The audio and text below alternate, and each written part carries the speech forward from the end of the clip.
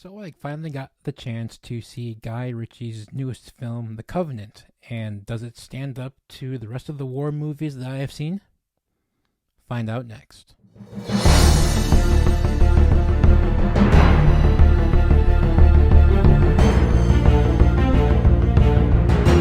How's it going, fellow cinephiles? This is Dominic from Film Overload, the channel where we talk about movies, pop culture, and everything in between. And as mentioned in this video's intro, I went out to see Guy Ritchie's newest film, The Covenant. This is a war film starring Jake Gyllenhaal, and this is a movie that kind of flew under the radar for me. Now, I have to admit, war movies, I am kind of behind on. I don't watch many of them. I've seen a few of them and a few of the more like important ones and like the bigger ones, but this one piqued my interest solely based off of the trailer, and I'm glad the trailer provided me a sneak peek into what I experienced in my local cinema. The story follows Jake Gyllenhaal's character, a man who is rescued by an interpreter that the United States hires to try and take down the Taliban. And while Jake Gyllenhaal's character escapes with his life, his friend, the interpreter, is on the run now from the Taliban as they are angry at him for helping the Americans do all of the things that they have to do. So feeling guilty, he takes it upon himself to try and rescue his friend. And we've seen this kind of story play out before in various other movies throughout film history, but the way Guy Ritchie showcases that bond, that friendship between the main character and the supporting character was really something quite creative and something that I haven't really seen in a while in movies, and more so in modern movies. I really wish that more movies had this kind of dynamic between the main character and the supporting character like this movie portrays. The story is really solid. There's a couple of points where it kind of slows down and you kind of have to take a breath along with the characters, and you have to try and understand their situation, and you totally feel everything that they're going through, both being Gyllenhaal's character and the supporting character. I thought the script was really well written, and I think along with Guy Ritchie's direction, made it for a really interesting combo that really keeps you engaged from start to finish. Academy Award nominee Jake Gyllenhaal shows once again why he deserves an Oscar. I mean, he should have won one for Nightcrawler, but that's just me. Gyllenhaal is an amazing screen presence, and him playing the main character really keeps you engaged throughout the course of this film. Using his amazing talents, Gyllenhaal really embodies this character.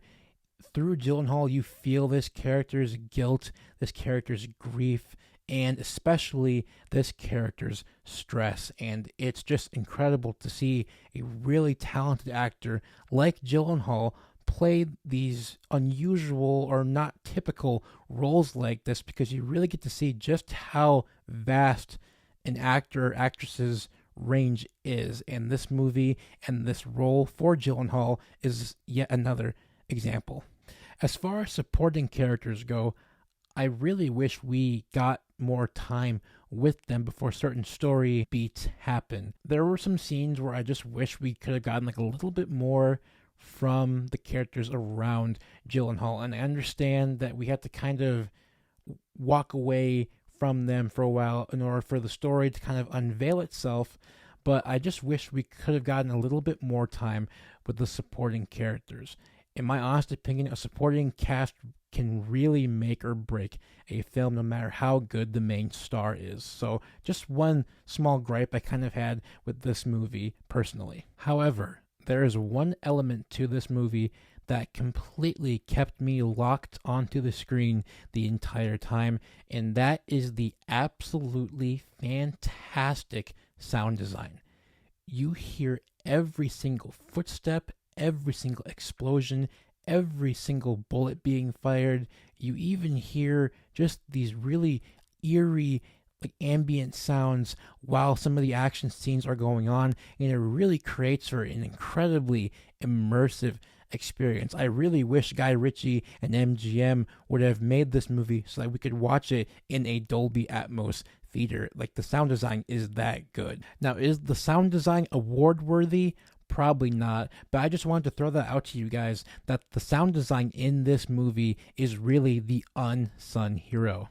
Now, besides the lack of supporting character time that we get with them, the other gripe I kind of had with this film is that it takes sometimes its sweet time to go from one point to the next. And again, I totally understand the decision behind it. We have to breathe with these characters. We have to understand the characters' situation. We have to see the characters reevaluate what's going on around them, hence the pauses in between the action and the more dialogue heavy scenes. But for me, it was kind of a weird mix between action and then about 3 minutes worth of dialogue scenes, which kind of made the pacing just a little bit off for me personally.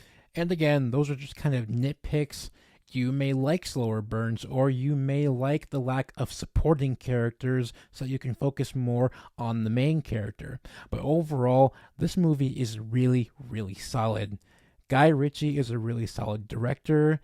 I have not seen too many of his films, but the ones I have seen, I have enjoyed. And this one was another one that I really, really enjoyed. Again, it isn't perfect, but it's one of those films that you can walk into your theaters and walk out feeling pretty good about what you just saw. Is it my favorite movie of the year? No, that's still John Wick Chapter 4, but it is right up there with the likings of John Wick Chapter 4.